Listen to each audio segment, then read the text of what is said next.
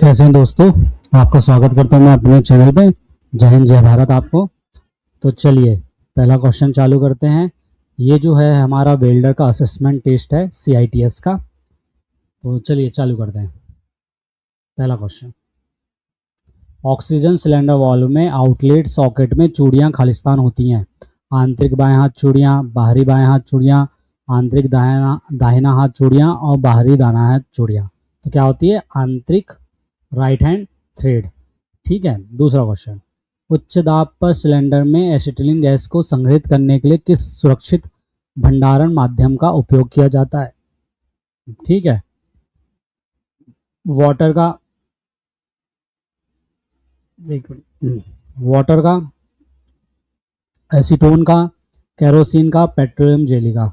तो क्या है? एसीटोन का। उच्च दाब पर सिलेंडर में एसिटिलीन गैस को संग्रहित करने के लिए हम एसीटोन का उपयोग करते हैं।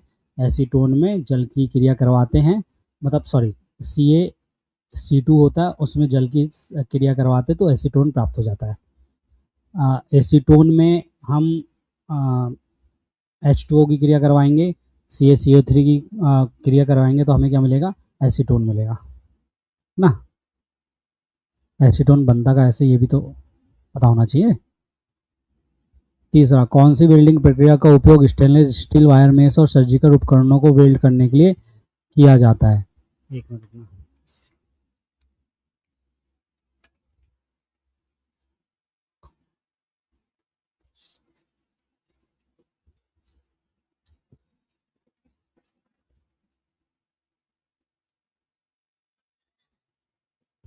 ठीक है। एसीटोन एक अलग से केमिकल फॉर्मूला होता है C3H6O का।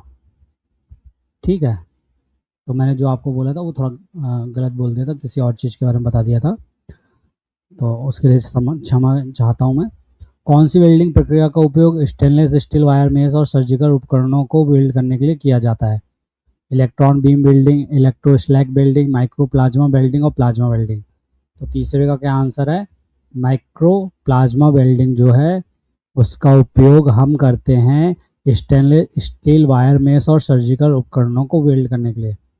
चौथा, आर्क वेल्डिंग में 4 mm MS इलेक्ट्रोड के लिए वर्तमान सीमा क्या है?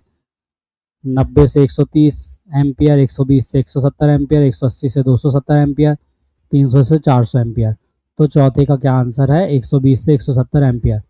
ऑक्सी एसिटिलीन फ्लेम में ऊष्मा की सबसे बड़ी मात्रा खालिस्तान पर उत्पन्न होती है। भीतरी शंकु पे, अंदर की नोक पे, भीतरी शंकु के से थोड़ा ऊपर, लौ के बाहरी आवरण के आगे। तो क्या है? भीतरी शंकु के थोड़ा सा ऊपर, भीतरी शंकु के थोड़ा सा ऊपर, 1 2, तो ये वाले में। MS इलेक्ट्रोड में आर्क वेल्डिंग 3.15 mm के लिए आवश्यक करंट रेंज क्या है? 40 से 60 एम्पियर, 50 से 80 एम्पियर, 90 से 130 एम्पियर, 180 से 270 एम्पियर। तो क्या है? 90 से 130 एम्पियर। 3.15 के लिए। ठीक है। और ये है 4 mm के लिए। 4 mm के लिए क्या था? 4 mm के लिए 120 से 170, और कम हुआ तो ये भी मान भी कम हो गया, इसका क्या हो गया? 90 से 130 एम्पियर। ठीक है। निम्नलिखित में से किस आइटम का उपयोग रिटर्न केबल के बीच करंट में काम करने के लिए किया जाता है? इलेक्ट्रोड, धारक, वेल्डिंग केबल, अर्थ क्लैंप और सॉकेट। साथियों का क्या आंसर है?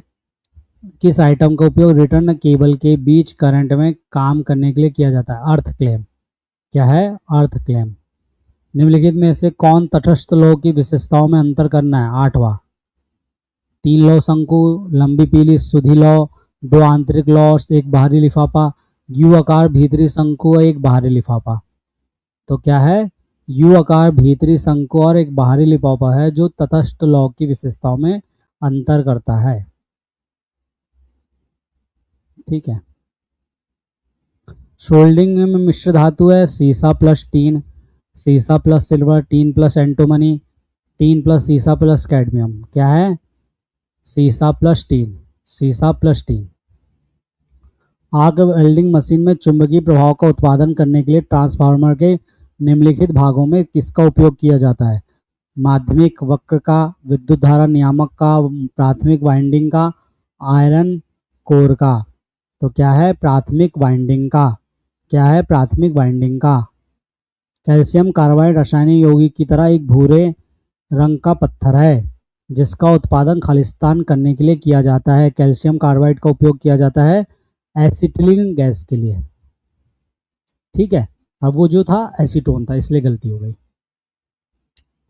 एल्युमिनियम को काटने के लिए निम्नलिखित में से कौन सी प्रक्रिया का उपयोग किया जाता है? धातु आर्क कटिंग, 12वें का है धातु arc cutting, oxy acetylene cutting, plasma arc cutting और oxy arc cutting.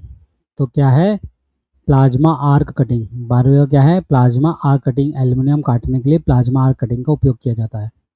13वां, oxy acetylene flame का प्राथमिक दहन खालिस्तान में होता है। लौ के बाहरी लिफाफे में, हॉटेस्ट बिंदु पे, इनर कोन पे, नोजल पे। तो क्या है? इनर कोन पे जो होता है प्राथमिक दहन होता है। निम्नलिखित में से कौन सी विभिन्न धातु के लिए उपयोग की जाने वाली सही लौ है? विभिन्न धातुओं के लिए कौन से उपयोग की जाती है? न्यूट्रल फ्लेम, ऑक्सीडाइजिंग, कार्बोराइजिंग और थोड़ा सा carburising flame, slightly carburising flame. तो 14वें का आंसर बताना है। 14वें का आंसर क्या है? न्यूट्रल फ्लेम जो है वो विभिन्न धातु में उपयोग की जाती है। कारक में किसे ढाल धातु आर्क वेल्डिंग इलेक्ट्रोड के रूप में वर्गीकृत किया जाता है? Shielded metal arc welding electrode. Length of electrode, electrode का व्यास, इलेक्ट्रोड के कोर तार की सामग्री, इलेक्ट्रोड के निर्माण का व्यावसायिक नाम। तो क्या है? इलेक्ट्रोड के कोर तार सामग्री, इलेक्ट्रोड के कोर तार सामग्री। ठीक है। डीसी आर्क वेल्डिंग मशीन में नकारात्मक ध्रुवता पर किस इलेक्ट्रोड का उपयोग किया जाता है? भारी लेपित एमएस इलेक्ट्रोड, कम हाइड्रोजन इलेक्ट्रोड, एल्युमिनियम इलेक्ट्रोड और carbon electrode. DC arc welding में नकारात्मक ध्रुवता पर, जब हम नकारात्मक ध्रुवता देते हैं तो अब हमें यूज करना रहता है carbon electrode. DC welding machine में आर्क द्वारा वेल्डिंग के लिए इलेक्ट्रोड ऋणात्मक ध्रुवीयता के लिए उपयुक्त है। पीतल, एल्युमिनियम, हल्के स्टील का पतला शीट, हल्के स्टील का मोटा भाग। तो क्या है? हल्के स्टील का मोटा भाग। यहाँ क्वेश्चन था डीसी में नकारात्मक ध्रुवता किस इलेक्ट्रोड पर है, और ये आर्क द्वारा वेल्डिंग के लिए इलेक्ट्रोड ऋणात्मकता ध्रुवीयता के लिए उपयुक्त है। अपन जो इलेक्ट्रोड यूज कर रहे हैं ऋणात्मक ध्रुवीयता का, निगेटिव पोलैरिटी का, वो काय के लिए यूज कर रहे हैं? हल्के स्टील के मोटे भाग के लिए। आर्क वेल्डिंग में 1.6 एमएस इलेक्ट्रोड के लिए आवश्यक करंट रेंज क्या है? 40 से 60, 50 से 80, 120 से 170 एम्पियर, 180 से 270। क्या है? 18वें का आंसर है 40 से 60 एम्पियर। जैसे जैसे मान कम हो रहा है वैसे वैसे करंट की धारा भी कम हो रही है। फाई का मान है ना, इलेक्ट्रोड के व्यास का मान बोल सकते हैं। वेल्डिंग केबल और इलेक्ट्रोड के बीच करंट को संचालित करने के लिए निम्नलिखित में से किस आइटम का उपयोग किया जाता है? केबल लेग, अर्थ क्लैंप, अर्थ केबल, इलेक्ट्रोड धारक। वेल्डिंग केबल और इलेक्ट्रोड के बीच करंट को संचालित करने के लिए निम्नलिखित में से किस आइटम का उपयोग किया जाता है? केबल लेग, अर्थ क्लैंप, अर्थ केबल, इलेक्ट्रोड धारक। 19वां, इलेक्ट्रोड धारक। क्या है? इलेक्ट्रोड धारक।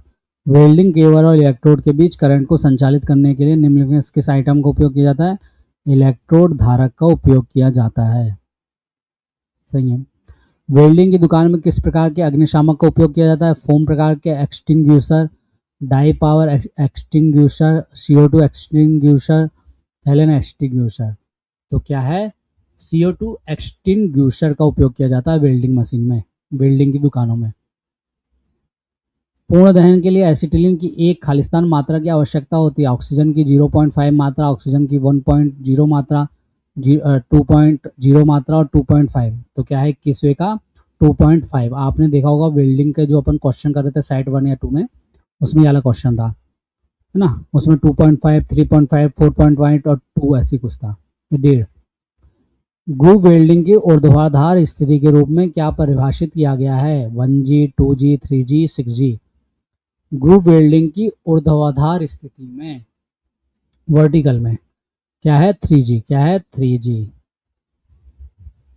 23वां, डीसी वेल्डिंग मशीन के साथ वेल्डिंग में आर्क झटका को नियंत्रित करने के लिए इस्तेमाल किया जाने वाला एक तरीका है। जब डीसी वेल्डिंग मशीन में हम आर्क वेल्डिंग करते हैं तो एक आर्क का झटका आता है, तो उसको नियंत्रित करने के लिए क्या तरीका है? छोटे व्यास के इलेक्ट्रोड का उपयोग, भारी लेपित इलेक्ट्रोड का उपयोग, पृथ्वी कनेक्शन से दूर वेल्डिंग, पृथ्वी कनेक्शन की ओर वेल्ड। तो 23वें का क्या आंसर है? पृथ्वी कनेक्शन से दूर वेल्डिंग करना पड़ता है। वेल्ड क्रैक से बचने के लिए कच्चा लोहा प्लेटों को वेल्डिंग करने से पहले क्या सावधानी बरतनी चाहिए? कम विद्युत धारा सेट करना, प्लेटें निर्धारित करना, 250 डिग्री सेल्सियस करने के लिए प्लेटें प्रीहीट करना, 2.5 mm का एक समान मूल अंतर रखना। तो 24वें का क्या आंसर है? 250 डिग्री सेंटीग्रेड करने के लिए एक प्लेट प्रीहीट करना।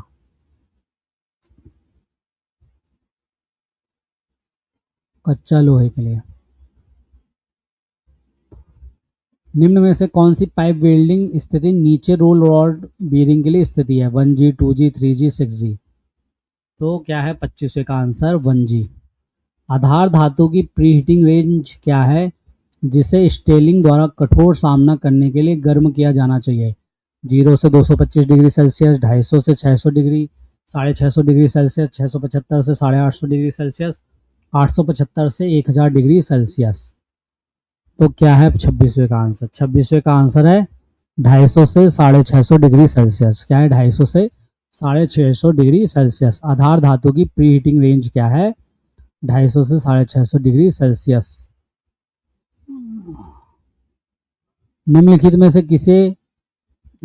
से किस प्रकार की लौ का उपयोग ब्रेजिंग के लिए किया जाता है? तटस्थ लौ, ऑक्सीजन की ऑक्सीकरण की लौ, कार्बोराइजिंग की लौ और स्लाइटली कार्बोराइजिंग फ्रेम। तो क्या है? ऑक्सीकरण की लौ जो है, ऑक्सीडाइजिंग लौ जो है ऑक्सीडाइजिंग ऑक्सी एसिटिलीन जो लौ है वो हम यूज करते हैं ब्रेजिंग के लिए। पिघलने से विद्युत भट्टी में कैल्शियम कार्बाइड का उत्पादन होता है। कैल्शियम कार्बाइड का उत्पादन कैसे होगा? प्यूमिस स्टोन और अमोनिया से, कैल्शियम और पोटेशियम से, कोक और चूने से, कोक और पानी से। तो 28वें का क्या है? कोक और चूने से कैल्शियम कार्बाइड का। वेल्डिंग मशीन का नाम बताइए जो एसी को डीसी में परिवर्तित करती है। AC welding transformer, welding rectifier, DC motor generator, engine generator set. तो क्या है इसका आंसर? Welding rectifier. उस धातु का नाम बताइए जो एक्सरे को इसके माध्यम से पारित करने की अनुमति नहीं देता। वो धातु है जो एक्सरे को इसके अंदर से जाने नहीं देता। टीन है, लीड है, जिंक है, तांबा है। तो क्या है? लीड। लीड अगर आपने पहना हुआ है तो एक्सरे आपको छेद नहीं पाएगा। कौन सी का हथौड़ा लकड़ी से बना है? Ball peen hammer, sledge hammer, claw hammer, mallet. तो क्या है? मैलेट। 31वें का क्या है? D option, mallet, A4। Spot welding किस वेल्डिंग प्रक्रिया से संबंधित है? गैस वेल्डिंग, आर्क वेल्डिंग, प्रतिरोध वेल्डिंग, टंगस्टन और टंगस्टन अक्री गैस वेल्डिंग। तो 32वें का क्या आंसर है? प्रतिरोध वेल्डिंग, टंगस्टन। स्पॉट वेल्डिंग, प्रतिरोध वेल्डिंग, टंगस्टन में और कितने प्रकार की होती है तो आपको देखना पड़ेगा। स्पॉट है, फिर उसमें बड़ा सा सीम टाइप का कुछ रहता है, फिर एक और 2-4 और रहते हैं, वो सब देखना पड़ेगा आपको। ब्लो पाइप की सामग्री खालिस्तान से बनी होती है। कॉपर, पीतल, एल्युमिनियम, कांस। तो 33वें का क्या आंसर है? पीतल से बनी होती है ब्लो पाइप की सामग्री। परिरक्षित धातु आर्क वेल्डिंग में विद्युत आर्क का तापमान क्या है? 3000 से 3200, 4200 से 4500 फ़ारेनहाइट लिखा है इसमें, और 3600 से 4000 और 4200 से 4500 डिग्री सेल्सियस। तो 34वें का क्या आंसर है? 3600 से 4000 डिग्री सेल्सियस। फ़ारेनहाइट पे मन लगा देना। 3600 से 4000 डिग्री सेल्सियस क्या है? सील्डेड मेटल आर्क वेल्डिंग में। कौन से जोड़ों के लिए फ्लैट समूह के अंतर्गत आते हैं? टी जोड़, लैप जॉइंट, टी जोड़, corner joint, edge joint, T जोड़, लैप जॉइंट, कॉर्नर जॉइंट, किनारे का जोड़। तो क्या है? टी जोड़, लैप जोड़, कॉर्नर जॉइंट और किनारे का जोड़। मतलब टी, लैप, लैप, कॉर्नर और एज, अगर ऐसे के साथ ऐसा, ठीक है, सब है। एक डीसी वेल्डिंग जनरेटर में एसी को डीसी में परिवर्तित करने वाले भाग का नाम क्या है? Commutator, polarity switch, star delta starter, current regulator. तो क्या है? कंप्यूटेटर जो है वो डीसी वेल्डिंग जनरेटर में एसी को डीसी में परिवर्तित करता है। एक फ्लैट वेल्ड के टो और जोड़ के रूट के बीच की दूरी को खालिस्तान कहा जाता है। पाया की लंबाई, सुंदरीकरण या री enforcement, depth of fusion, throat thickness. तो 37वें का क्या आंसर है? लेग की लेंथ। जब एक फ्लैट वेल्ड के टो और जोड़ के रूट के बीच की जोड़ी, जो टो है उस दोनों के बीच की जोड़ी को हम कहते हैं लेग लेंथ। 38वां, निम्नलिखित में से कौन सा तत्व एसिटिलीन में अधिक उपलब्ध है? आर्गन, कार्बन, एसीटोन और हाइड्रोजन। तो 38वें का क्या आंसर होगा? 38वें का आंसर होगा कार्बन। 38वें का क्या आंसर है? कार्बन। क्या है? कार्बन।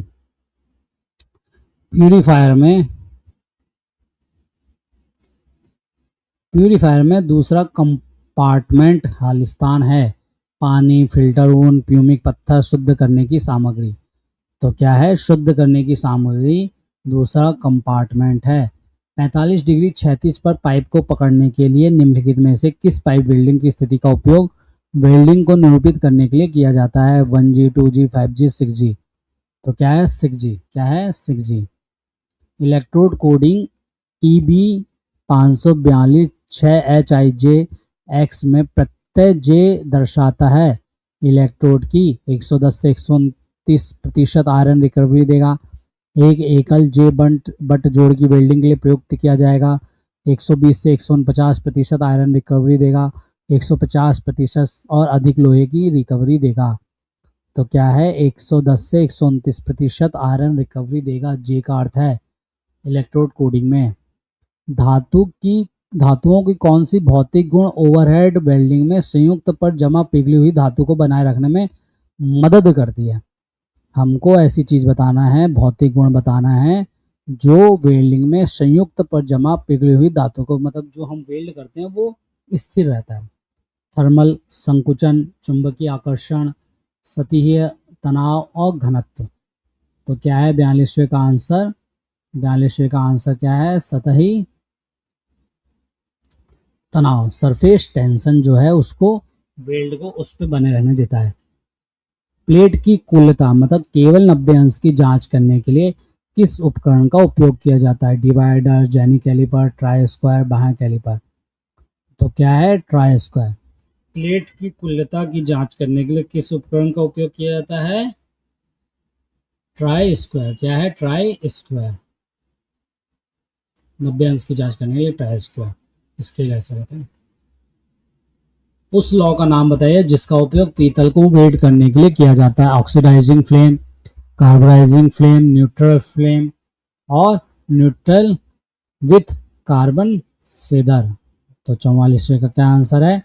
Oxidising flame. क्या है? Oxidising flame. उस लॉ का नाम बताइए जो पीतल को वेल्ड करने में काम आता है? Oxidising flame. क्या है? Oxidising flame. किस वेल्डिंग मशीन में HF यूनिट का उपयोग किया जाता है? मिग वेल्डिंग में, टिग वेल्डिंग में, DC मोटर में और AC वेल्डिंग में। ठीक है। HF यूनिट, HF यूनिट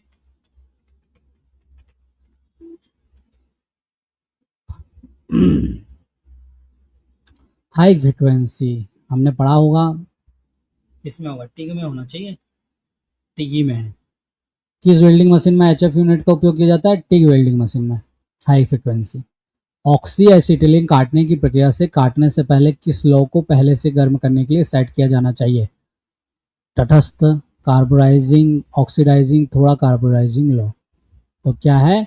तटस्थ लॉ न्यूट्रल फ्लेम को पहले गर्म करते हैं फिर उसके बाद काटने की प्रक्रिया पूरी करते हैं।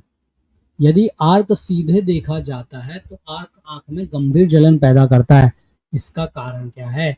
आर्क से स्पेटर्स आते हैं, आर्क की अधिक चमक है, आर्क से निकलने वाली अल्ट्रावायलेट किरणें हैं और फ्लक्स कोटिंग के जलने से उत्पन्न गैसें हैं।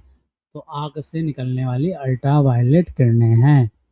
उचित संलयन पैठ प्राप्त करने के लिए नीचे की स्थिति में वेल्ड की रेखा तक इलेक्ट्रोड का सही कोण क्या है? हमको उचित पैठ प्राप्त करना है नीचे की तरफ, डाउनवर्ड, डाउन हैंड पोजीशन में। तो क्या है? 40 से 50 डिग्री, 60 से 70, 70 से 80, 80 से 90।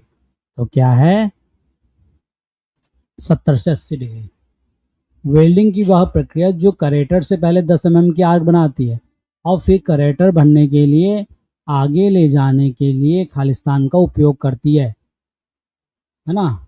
तो क्या है, वेल्डिंग की वह प्रक्रिया जो करेटर से पहले 10 की आर्क बनाती है और फिर करेटर भरने के लिए आगे ले जाने के लिए वेल्डिंग करती है। तो 49 का क्या है, वेल्डिंग के दौरान एक इलेक्ट्रोड बदलना। वेल्डिंग के दौरान एक इलेक्ट्रोड बदलना।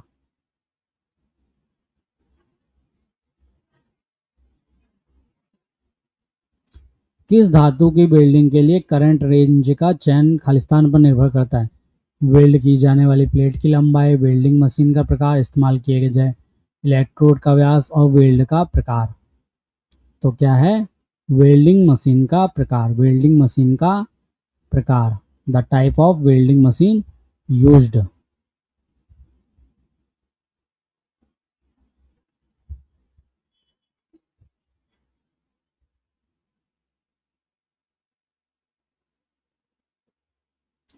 किसी धातु की वेल्डिंग के लिए करंट रेंज है, वेल्डिंग मशीन का प्रकार।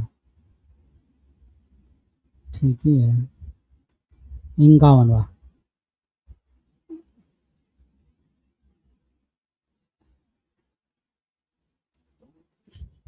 जब गैस वेल्डिंग प्रक्रिया में आग लग जाती है तो मसाल की नोक का गर्म होना, गैस का दबाव अधिक होना, छोटे आकार के नोजल के साथ वेल्डिंग, मोटी ढालतों की वेल्डिंग। तो क्या है, मसाल की नोक का गर्म होना। मसाल की नोक का गर्म होना। कच्चे लोहे के लिए वेल्ड मेटल या बेस मेटल पर हेयरलाइन दरार के विकास के कारणों में से एक है slow cooling, long arc length, भारी लेपित इलेक्ट्रोड का उपयोग, प्री हीटिंग और पोस्ट हीटिंग का अभाव। कच्चे लोहे के वेल्ड मेटल या बेस मेटल पे हेयरलाइन दरार के कारण के विकास के कारण बताना है हमको। तो 52 का क्या आंसर है, A4, प्री हीटिंग और पोस्ट हीटिंग का अभाव।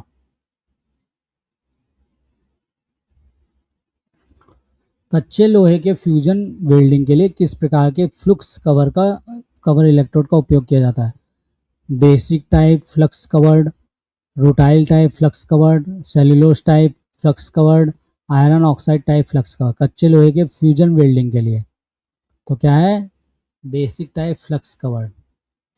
लौ को बुझाने के लिए पहले कौन से वाल्व को बंद करना है? सिलेंडर में ऑक्सीजन वाल्व, सिलेंडर में एसिटिलीन वाल्व, ब्लो पाइप में ऑक्सीजन वाल्व और ब्लो पाइप पर एसिटिलीन वाल्व। तो क्या है 54 का, ब्लो पाइप पर एसिटिलीन वाल्व, क्योंकि एसिटिलीन क्या है, हमारा ईंधन है। ठीक है, जबकि ऑक्सीजन हमारे ईंधन को जलाने के लिए प्रयुक्त गैस है। गैस वेल्डिंग में सही वेल्डिंग तकनीक में काम करने के लिए जो हमारी एंगल का टॉर्च है वो किस कोण पे होना चाहिए? 30 से 40 डिग्री, 40 से 50, 50 से 60, 60 से 70। तो क्या है, 40 से 50 डिग्री पर होना चाहिए। 5G स्थिति में वेल्डिंग पाइप में किस प्रक्रिया का पालन किया जाता है? पाइप को घुमाएं और लंबवत वेल्ड करें, पाइप को वेल्डेड वर्टिकल नहीं घुमाया गया है, पाइप घुमाया नहीं गया और पाइप का अक्ष 45 अंश है, पाइप को 12 में से 6 बजे तक या चढ़ाई या डाउनविथ विधि से वेल्ड किया गया है। 56वें का, पाइप को 12 o'clock to 6 o'clock either by uphill और डाउनहिल मेथड, मतलब 12 में से 6 बजे तक है ना, 12 बजे से 6 बजे तक डाउन व्हील्ड या अप व्हील्ड वेल्ड किया गया। 56वें का, यह आंसर अपन सोच नहीं सकते, थोड़ी यह आंसर बताइए। गैस काटने की प्रक्रिया में नोजल के आकार का चयन कौन निर्धारित करता है? कट की लंबाई, धातु की मोटाई, काटने की नोक का प्रकार, काटने के प्रकार का प्रकार। 57वें का, धातु की मोटाई, थिकनेस ऑफ मेटल। घर्षण वेल्डिंग वेल्ड करने के लिए उपयुक्त है? आयत कम होना चाहिए, वर्ग कम होना चाहिए, गोल होना, अच्छा काम लिखा है, आयत का काम होना चाहिए, रेक्टेंगुलर जॉब होना चाहिए, स्क्वायर जॉब होना चाहिए, सर्कुलर जॉब होना चाहिए और इरेगुलर जॉब होना चाहिए। तो क्या है, सर्कुलर जॉब होना चाहिए घर्षण वेल्डिंग के लिए। एसिटिलीन गैस को खालिस्तान के दबाव पर सिलेंडर में चार्ज किया जाता है। 120 से 150 किलोग्राम फोर्स प्रति सेंटीमीटर स्क्वायर, 15 से 16 किलोग्राम एफ प्रति सेंटीमीटर स्क्वायर, 98 से 102 केजी एफ प्रति सेंटीमीटर स्क्वायर, 60 से 75 केजी एफ प्रति सेंटीमीटर स्क्वायर। तो 59 का A3 है ना।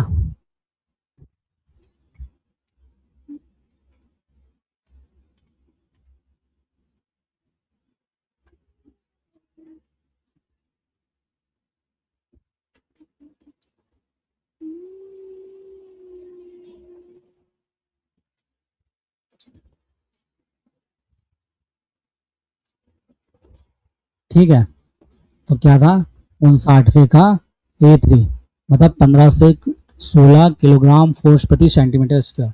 60वां, इलेक्ट्रो स्लैग वेल्डिंग में वेल्डिंग किस स्थिति में होती है, ऊर्ध्वाधर, सपाट या फ्लैट, ओवरहेड, ऊपर की तरफ, हॉरिजॉन्टल, क्षैतिज। तो 60वें का क्या आंसर है, फ्लैट। क्या है 60वें का आंसर, फ्लैट। अत्यधिक उत्तलता की समस्या को कम करने के लिए आप कौन सी विधि अपनाएंगे, कम गति के साथ वेल्ड, सामान्य गति के साथ वेल्ड, छोटे नोजल के साथ वेल्ड, बड़े नोजल के साथ वेल्ड। तो क्या है, सामान्य गति के साथ हम वेल्ड करेंगे तो अत्यधिक उत्तलता कम हो जाएगी। 62वां,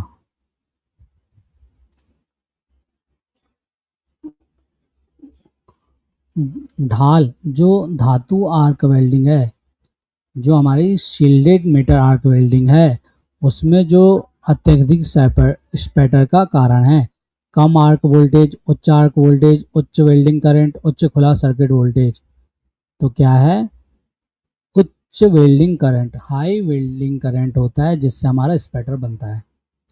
फाइल के जाम होने का कारण क्या है, क्लॉगिंग ऑफ फाइल क्या है, अतिरिक्त दबाव के साथ फाइलिंग, असमान सतह को दाखिल करना, उत्तलता की कमी से हार्ड सामग्री को फाइल करना, हार्ड सामग्री को फाइल काटना।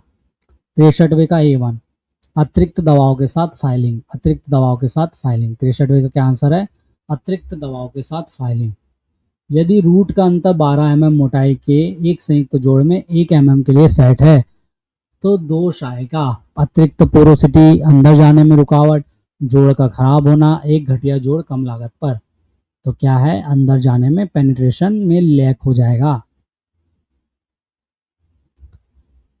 65वां, निम्नलिखित में से कौन सी वेल्डिंग मशीन वेल्डिंग के लिए एसी की आपूर्ति करेगी, rectifier, motor generator set, AC welding transformer, engine चालित जनरेटर सेट। तो क्या है 65वें का वेल्डिंग मशीन वेल्डिंग के लिए एसी की आपूर्ति करेगी, मोटर जनरेटर सेट जो है वो एसी की आपूर्ति करेगा।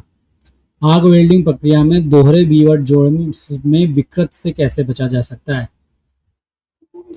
प्री बेंडिंग, पूर्व झुकने से, रुक रुक कर वेल्डिंग करने से, स्थिति से बाहर जाने के लिए उचित वेल्डिंग अनुक्रम का उपयोग करके। तो क्या है, उचित वेल्डिंग अनुक्रम का उपयोग करके। कच्चा लोहा वेल्डिंग करते समय आप दरार के विस्तार को कैसे नियंत्रित करेंगे, पहले गर्म करेंगे, दरार को ग्रू करेंगे, दरार के दोनों सिरों पर टैंकिंग करेंगे, दरार के दोनों सिरे पर ड्रिलिंग करेंगे। तो 67वें का क्या है, दरार के दोनों सिरों पर ड्रिलिंग करेंगे। क्या दोष होता है अगर कच्चा लोहा पूर्व हीटिंग के बिना वेल्डेड होता है, porosity, undercut, crack, blow hole. तो क्या होगा, क्रैक हो जाएंगे अगर हम पूर्व हीटिंग के बिना वेल्ड करेंगे। आप जोड़ के अंत में जलने की समस्या को कैसे कम करेंगे, टार्च कोण को कम करेंगे, ढलान कोण को कम करेंगे, वेल्डिंग की गति कम करेंगे, लो कोण और शीट के बीच अंतर कम करेंगे। तो क्या है, हम टार्च के कोण को कम करेंगे, जो हमारा टॉर्च है जिससे हम वेल्डिंग कर रहे हैं उसके एंगल को कम करेंगे। वेल्डिंग क्षय एक दोष है जो निम्न धातु को वेल्डिंग करते समय होता है। ऑक्सी एसिटिलीन प्रक्रिया द्वारा वेल्डिंग करते समय आप इस समस्या से कैसे बचेंगे, कॉपर का उपयोग करेंगे, ब्रास का उपयोग करेंगे, स्टेनलेस स्टील का उपयोग करेंगे, एल्युमिनियम का उपयोग करेंगे। ठीक है, 70वां क्वेश्चन क्या कहता है कि हम स्टेनलेस स्टील का उपयोग करेंगे। MMAW प्रक्रिया में कठिन सामना करने के लिए घर्षण का विरोध करने के लिए कौन से इलेक्ट्रोड का प्रयोग किया जाता है। MMAW वेल्डिंग में हम किस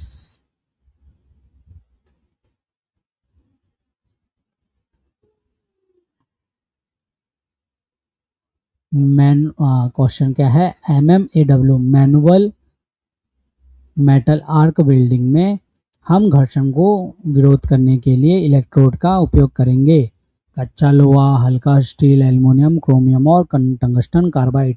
तो हम क्रोमियम और टंगस्टन कार्बाइड का उपयोग करेंगे।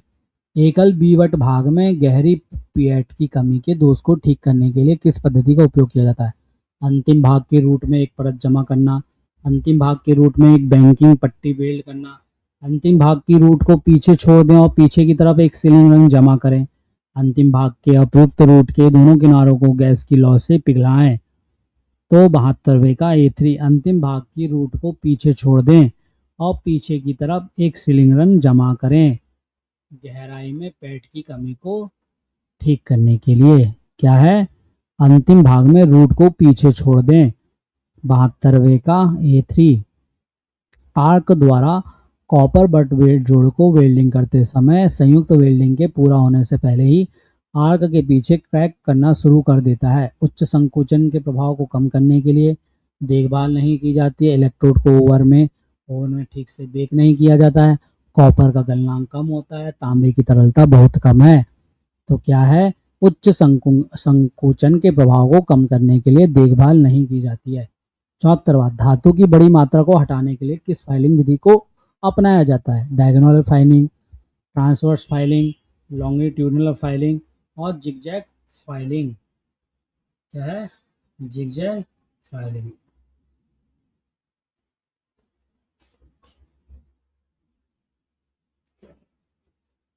तो क्या है 74वें का क्वेश्चन का आंसर? डायगोनल फाइलिंग की जाती है धातु की बड़ी मात्रा को हटाने के लिए। फाइल किससे बनी होती है? उच्च कार्बन स्टील से, हल्के स्टील से, कास्ट आयरन से, पिग आयरन से। तो काय से बनी होती है? उच्च कार्बन स्टील, HCS से। फिर वही मैथ आ गई, वही 135 गुणित 247 का मान क्या है ना?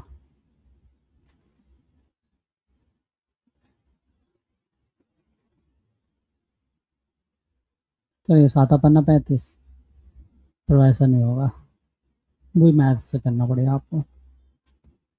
ठीक है, 76वें का क्वेश्चन आप देख लीजिएगा, मैथ है। तो आप सबको बहुत बहुत धन्यवाद कि आप हमारे साथ जुड़े रहे। जय हिंद, जय भारत।